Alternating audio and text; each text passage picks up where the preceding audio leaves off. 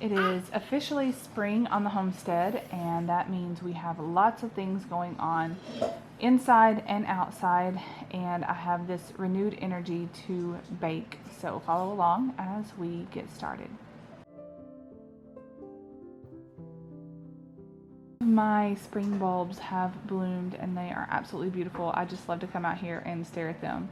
I got this selection variety of bulbs from Aldi in the fall, and we planted those I think back in October, and they have bloomed, and even though that area is not complete, it has just made me feel so much better about that area. So just love going out there to see those. In the lower garden where I once did my Back to Eden garden, it is a complete disaster, and we're kind of moving things around. So this area was where we had our blueberry plants, and I just raked up some of the raspberry cuttings that we did. So I just like chopped all of those down, and we're gonna just let them grow back because they always grow back. But I am moving the rocks that were originally around the blueberries to another location. I am making a pathway, and also we transplanted our blueberry bushes up to closer to the house. So yeah, none of this was cleared out whenever we first moved here, and we didn't have space to do all of this. And so now that we do, I really wanted my food, like at least the perennials, to be closer to the house so that we could just go out and pick it. I also plan on doing an herb garden up here as well, but I was just transferring all of these rocks to make a nice border with this, and then to also go around the blueberry plants so that I could hold on to the wood chips. And you can see that our blueberries have a nice little sprout on them, or buds on them, and they seem to be doing really well even with the transfer. So my dad also showed up this day to start work on the kids' treehouse, and they were so excited. So we are taking the wood that was milled from our property, and we are just building the kids a treehouse. Now, I kind of wanted this to be a family project, but my dad has taken over, and he's really good at projects, and I am overwhelmed with other projects right now, so I kind of just let him do his thing. But basically he did a square around the trees. We were going to do a larger tree house, but it ended up having to be smaller just because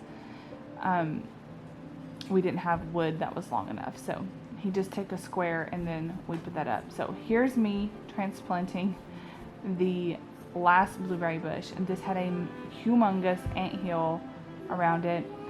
Last year we had a problem with ants and anthills, just building them so close to all of our food in our field, and it's awful. So I poured grits on top of them, and it seemed to work and get rid of the anthill, but it took like a couple of weeks to do that. So I need to get back out there and do that again. So after I got that blueberry bush planted, I had to help my dad get this square platform and put it up around the tree. We also had our friend Ronnie help. He's also working on our back porch and turning it into a laundry room. So we have so many projects going on around here. But once we got this square leveled, my dad got it screwed to the tree, and then he was able to start working on the flooring and stuff. So it doesn't get finished in this project or this video, but it's still not finished either. He's just doing it as he gets a chance to. Later that day, I wanted to make pizza for our family. This is a family favorite. We absolutely love pizza, and I make a sourdough pizza from my sourdough starter. Now, I do like to let it ferment if I can think about it in advance, but a lot of times I don't, so if it doesn't ferment, okay, it's not like a huge deal for us. So what I do is I mix a cup of sourdough starter, 4 cups of flour. I put my spices in there, so I really like oregano and basil and garlic and salt in there. And then I put almost 2 cups of warm water in that and mix it all together, and that makes my dough. Now, I made 3 pizzas this night, so it may have been more than that. I can't remember exactly. I do have the recipe on the blog, so I will try to remember to put a link in the description. If I forget, all you have to do is go to homewiththehearsts.com and then search pizza, sourdough pizza, and you will be able to find this recipe. But once I have the crusts made, I will put all the toppings on. So I preheat my cast iron skillets in the oven, and I feel like that is the secret to a really good pizza, is using a cast iron skillet. It just makes it so much better. And so I will take the crusts. Sorry you guys, my kids are playing in the background, so if you hear them. I will take my crusts and I will put just tomato sauce on top. Now I ran out of my own canned tomato sauce, so I've just been buying it in bulk off Azure Standard. Stop. And then I will put the sauce on top, and then I put my spices in there. So I don't can my pizza sauce recipe in a can. I just can the tomato sauce. That way I can make it whatever it needs to be, whether it's pizza sauce or marinara sauce or just spaghetti sauce, whatever it is. And I will put all that on there. Once all the toppings are on, I will cook that in the oven for another 15 minutes, and our family just absolutely loves it. It's so good. Most of the time there's not even any leftovers. So, and my husband is always here right around supper time, so he usually helps set up everything while I'm finishing up supper. Now, the next day I wanted to make some yogurt. We have been getting quite a lot of milk lately. We still buy it right now. We're waiting on our cow to start producing when she has the calf in August. But in the meantime, I am just learning how to make do with all this milk, what all I can make from it. So this day I wanted to make yogurt. So I took a 1/4 cup of yogurt I had already made. You can do this from store-bought yogurt if you want to make it yourself, but it has to have the live probiotics in it, and it can't be flavored. So you take your whole milk, you put it on a pot, or in a pot, and you heat it up to 180 degrees. If you don't have a thermometer, then it's just right before it starts to boil. And once it does that, you remove it from the heat and let it cool back down to 110 degrees or 100 degrees about that time. And once it's cooled down, you remove the film off the top of it, and you pour it into your jar with your yogurt starter, or your yogurt that you already had, your 1/4 cup of yogurt. And mine makes, with a 1/4 cup of yogurt, I can make a quart jar of yogurt.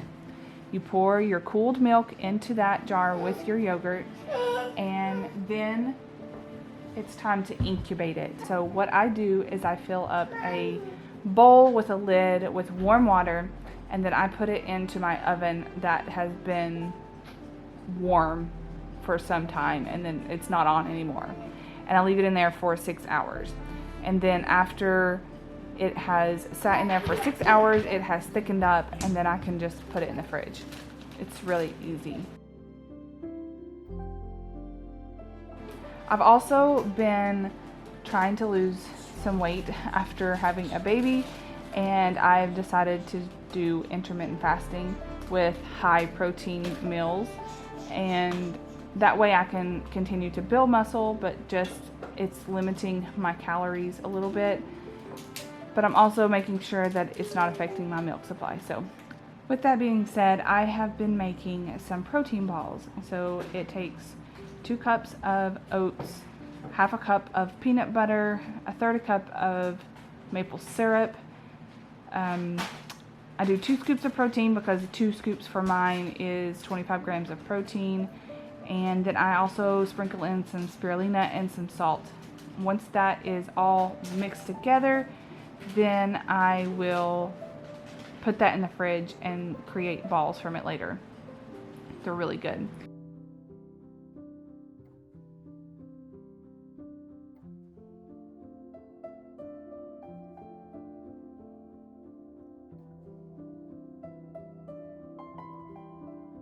And there was a shot of the thick yogurt that was ready.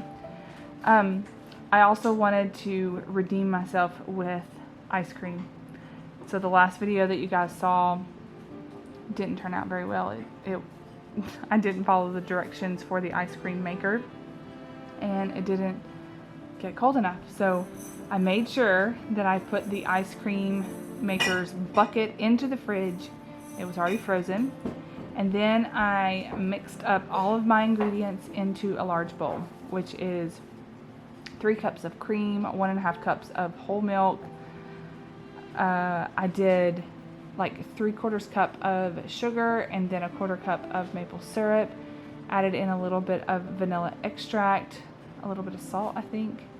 And then once all of that was mixed up and the sugar had kind of dissolved into the milk, I poured it into the ice cream maker and turned it on. And it needs to sit in there while it's rotating for like 25 minutes and the ice cream is ready. If there's any left over, or if we're not ready to eat it right then I will put it into a sealed container with a lid and pop it in the freezer until we are ready. But this recipe makes the creamiest homemade vanilla ice cream. It's so good. I don't know, when I was growing up, ours used to seem super watery. Maybe they used like skim milk or something like that, but I've always really liked the thick, creamy types of ice cream, and this recipe nails it when it comes to that. So this was something that our family absolutely loves to eat, and we made sure that it was on a night where we could enjoy it.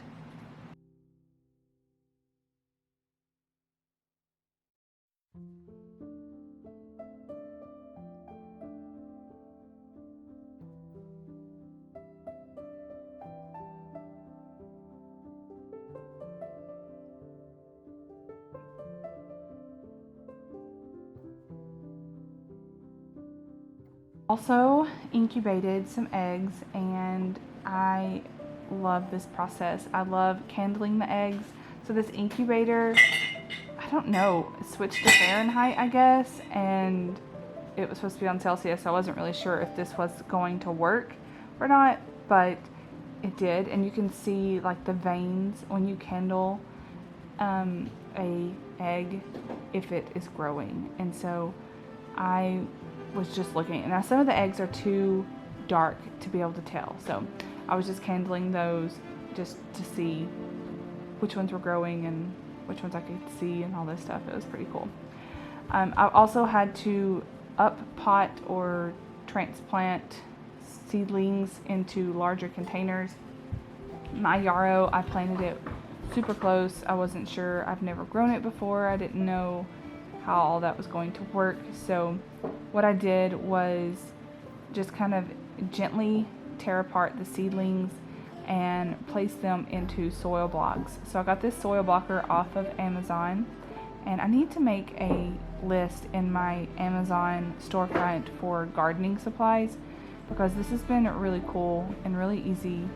And if I started them in soil blocks, then most of them I haven't had to transplant yet. So as long as I did it the right amount of seeds for that area. But what I did was just go ahead and transplant all of those, and then make sure to mark those and water those up really good, and then I put them back under my grow lights underneath the house. We've also been enjoying broccoli sprouts lately. The way you do this is you take a 1/4 cup of broccoli seeds and you pour them into a jar. You top that water, or top the jar, the seeds off with water. Let them soak for 8 hours, and then you rinse them and you let them drain for, I don't know, 24 hours, I guess, and then you rinse them again, and you do this rinse every day and let them drain out, and then you have little sprouts. And so in about 5 to 7 days, they are fully sprouted, and you can rinse them off, get rid of the extra seeds, which I just let them float to the top and then kind of scrape off the seeds off the top. And then I will get all the water out and put them in a container with a paper towel. And we just use those on top of our eggs or on top of a salad, or I don't know, we put it on top of our potatoes. It's just a really easy way to add in some extra nutrition on meals, and it's very inexpensive. So I would encourage you to try out broccoli sprouts if you ever get the chance to. I was also able to buy some sedum to plant in my patio area. So this stuff is supposed to spread anywhere between 12 and 14 inches. So I didn't want to plant them like super close together. And I only got 3 just to see if I like what's going on, if they do well right in this area. But I dug down in the gravel until I hit dirt, and then I put the plant in there with some compost, just covered them up. So far they're doing really good. I watered them in well, and I do plan on putting some creeping flock in there as well. So I'm really excited to see what that looks like as all this stuff grows in. Now here are the 2 baby chicks that we hatched from our incubator, and they are absolutely adorable. They're so cute. So if you have seen this video already, it's because I did a short, and yeah, you just watch me take them out and just be super excited with that.